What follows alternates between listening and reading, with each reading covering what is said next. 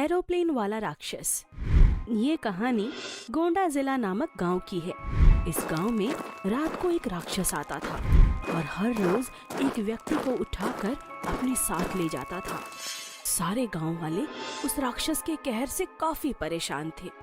एक दिन सारे गांव वाले एक स्थान पर जमा होते हैं। आखिर कब तक हमारे इस गांव में राक्षस का कहर बना रहेगा? वो हर रोज गांव के एक व्यक्ति को अपने साथ उठाकर ले जाता है। गांव वालों, हमें उस राक्षस का कुछ करना होगा। अगर ऐसे ही वो हमारे गांव वालों को उठा कर ले जाने लगा तो एक दिन हमारा सारा गांव खाली हो जाएगा। उसी गांव में एक यशोदा नाम की महिला रहती है। गांव वालों, वो राक्षस रात में ही आता है और जो कोई उसे दिखाई देता है वो उसे उठाकर अपने साथ ले जाता है।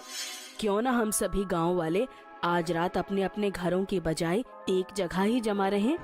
यशोदा, पर ऐसा करने से क्या होगा? जब हम सारे गांव वाले मिलकर एक जगह छुपे रहेंगे तो राक्षस को कोई गांव में दिखाई नहीं देगा। अपने गांव के सारे घर भी खाली रहेंगे। इस तरह हम अपने गांव वालों को उस राक्षस से बचा सकते हैं। गांव वाले यशोदा की बात मानकर रात को दर्पण के ही घर में छुप जाते हैं। रात होते ही वो राक्षस उसी गांव में वापस आता है। अरे ये क्या, गांव में तो एक भी व्यक्ति नहीं है। सारे गांव वाले कहाँ चले गए? वो राक्षस काफी देर तक गांव में घूमता रहता है पर उसे एक भी इंसान दिखाई नहीं देता। ये गांव वाले कहाँ चले गए? अब मैं अपनी भूख कैसे मिटाऊंगा? सारे गांव वाले दर्पण के घर से छुपकर उस राक्षस को देख रहे थे। देखा गांव वालों, वो राक्षस कितना परेशान हो गया है। अब वो यहाँ से चला जाएगा। हाँ यशोदा, उस राक्षस को इस गांव से कुछ नहीं मिलेगा तो वो यहाँ से चला जाएगा। तभी वो राक्षस गांव के पेड़ पौधे, जानवर और घरों को खाने लगता है। गांव वाले ये देखकर आश्चर्यचकित हो जाते हैं। ऐसा करने के बाद वो राक्षस वहाँ से चला जाता है। अगले दिन सवेरे, अरे ये राक्षस ने तो हमारे घर तक निगल लिए और गांव के जानवरों को भी खा लिया। देखा गांव वालों, अगर हम उन घरों में रहते तो आज उस राक्षस के शिकार हो जाते। हमारे एक जगह पर रहने से ही हम उस राक्षस के हाथों बच पाए हैं। हाँ यशोदा, वो राक्षस तो बड़ा ही खतरनाक है। उसने जानवरों और पेड़ पौधों को पलक झपकते ही खा लिया। अगले दिन रात को सारे गांव वाले दर्पण के ही घर में छुपे रहते हैं। वो राक्षस फिर वहाँ आता है। अरे ये क्या, आज भी पूरे गांव में कोई नहीं दिखाई दे रहा। अब मैं अपनी भूख कैसे मिटाऊं? देखो गांव वालों, वो राक्षस फिर आया है। उसे आज भी कोई नहीं मिलेगा और ऐसा करते करते एक दिन वो यहाँ आना बंद कर देगा। तभी वो राक्षस गांव में तोड़ फोड़ करने लगता है और उसके पास जितनी चीजें पड़ी होती हैं वो सबको निगल जाता है। तभी मोहन नाम का एक व्यक्ति उस गांव में आता है। अरे ये क्या है, इतना बड़ा राक्षस? तभी उस राक्षस की नजर मोहन पर पड़ती है। कौन है तू और इस गांव के सभी लोग कहाँ गए? मोहन उस राक्षस को देखकर वहाँ से भागने लगता है। अरे ये कहाँ भाग रहा है? ये तो मेरा शिकार है। अरे ये राक्षस तो उस व्यक्ति के पीछे भाग रहा है। चलो हमें उसका पीछा करके देखना होगा कि आखिर ये राक्षस जाता कहाँ है। इससे हमें अपने गांव वालों का पता चल सकता है कि ये राक्षस उन लोगों को कहाँ ले गया। सारे गांव वाले दर्पण के घर से निकलकर उस राक्षस का पीछा करते हैं। मोहन दौड़ते हुए पास के पुराने वाले एयरपोर्ट पर चला जाता है। वो एयरपोर्ट बंद था पर वहाँ कई सारे पुराने एरोप्लेन खड़े हुए थे।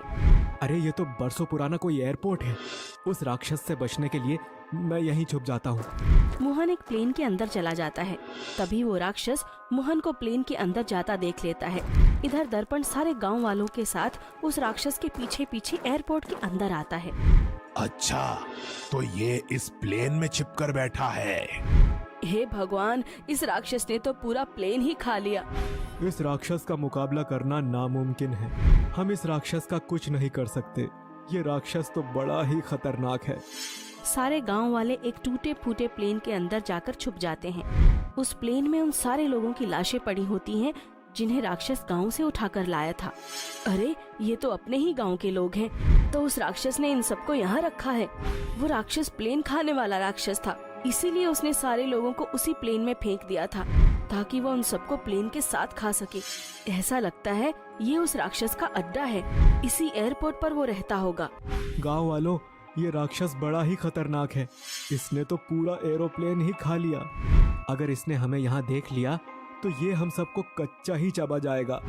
सारे गांव वाले डर के मारे घबराने लगे। वो प्रार्थना करने लगे कि बस किसी तरह वो इस राक्षस की नजरों से बच जाएं। दर्पण, हमें यहाँ आना ही नहीं चाहिए था। हमने यहाँ आकर बहुत बड़ी भूल कर दी। अब वो राक्षस हम में से किसी को जिंदा नहीं छोड़ेगा। एयरपोर्ट पर कई सारे पुराने प्लेन खड़े थे। वो राक्षस एक एक कर सारे प्लेन खाने लगा। बस एक आखिरी प्लेन बचा था जिसमें सारे गांव वाले छुपे हुए थे। इस राक्षस ने तो सारे प्लेन खा लिए। अब यही एक आखिरी प्लेन बचा है। अब ये राक्षस इसे भी खा जाएगा। हे भगवान, हमारा क्या होगा अब? हमें इस राक्षस से बचा लो। उस प्लेन में बैठे सारे गांव वाले घबराने लगे। उनके सामने उनकी मौत खड़ी थी। वो प्रार्थना करने लगे। अगर मैं इस प्लेन से बाहर जाता हूँ तो उस राक्षस की नजर मुझ पर पड़ेगी और वो मेरे पीछे भागने लगेगा। दर्पण प्लेन से बाहर निकल जाता है। हे राक्षस, मैं यहाँ हूँ, मुझे पकड़ कर दिखा। तुझे तो मैं कच्चा ही चबा जाऊंगा। इधर सारे गांव वाले जैसे तैसे करके प्लेन से बाहर निकल जाते हैं और अपने गांव की ओर भागते हैं। गांव पहुंचने के बाद सारे लोग दर्पण के घर चले जाते हैं। अगले दिन सवेरे, अरे ये दर्पण कहाँ है? अभी तक आया ही नहीं। पता नहीं उस राक्षस ने उसके साथ क्या किया होगा। मुझे नहीं लगता कि दर्पण उस राक्षस से बच पाया होगा। अब हमें चुप नहीं रहना चाहिए। हमें उस राक्षस का कुछ करना ही होगा, वरना एक दिन हम सारे गांव वाले मारे जाएंगे। गांव वाले एक तांत्रिक बाबा को अपने गांव में बुलाते हैं और बाबा को सारी बात विस्तार से बताते हैं। उस राक्षस से निपटने का सिर्फ एक ही उपाय है।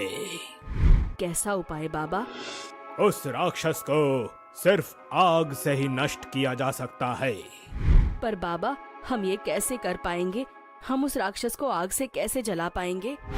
रात को उस राक्षस के आने से पहले गांव के हर व्यक्ति को गांव के हर हिस्से में जाकर छुपना होगा और अपने हाथों में एक जलती हुई लकड़ी लेकर उस राक्षस के आने की राह देखनी होगी। जैसे ही वो राक्षस गांव में प्रवेश करे, सारे गांव वालों को एक साथ मिलकर जलती हुई लकड़ी को उस राक्षस के ऊपर फेंकना होगा। आग की वजह से राक्षस नहीं भाग पाएगा और वहीं जलकर भस्म हो जाएगा। बाबा, आपका ये उपाय तो सच में ही बहुत अच्छा है।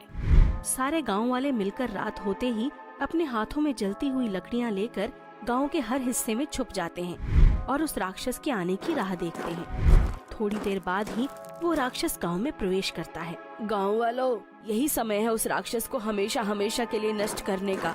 राक्षस के गांव में आते ही सारे गांव वाले मिलकर एक साथ जलती हुई लकड़ियां उस राक्षस के ऊपर फेंक देते हैं। राक्षस पूरी तरह जलने लगता है और वहाँ से भाग भी नहीं पाता। राक्षस जोर जोर से चिल्लाने लगता है, बचाओ बचाओ बचाओ। राक्षस, अब चिल्लाने का कोई फायदा नहीं। तुझे कोई नहीं बचा सकता। तुमने ना जाने कितने मासूमों की जान ली है। तुम्हारा अंतिम समय आ चुका है। थोड़े समय के बाद वो राक्षस जलकर खाक हो जाता है। इस तरह गांव वालों को उस राक्षस से छुटकारा मिल गया। अब गांव में किसी राक्षस का डर नहीं था।